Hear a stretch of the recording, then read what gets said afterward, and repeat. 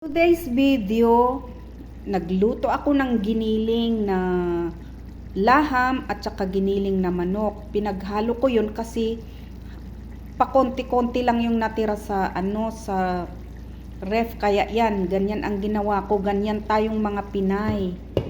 Tapos ito na yung kanin. Ayan na yung kanin. Ayan yung cloves, yung iba, yung heels nasa na yan, sa ilalim. Mamaya-maya tatanggalin ko para aakyat, maglinis tayo doon sa kwarto nila at gising na yung amo ko, lumabas na. Inuna kong nagluto kasi kanina pa ako tapos, tulog pa siya. Tikman nga natin, bismillah.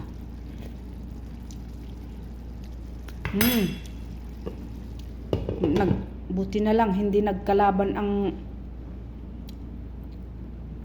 hindi nagkaano yung manok at saka laham. Ayan na. Ayan. Bakit parang masyadong naku, kailangan nating lagyan ng foil.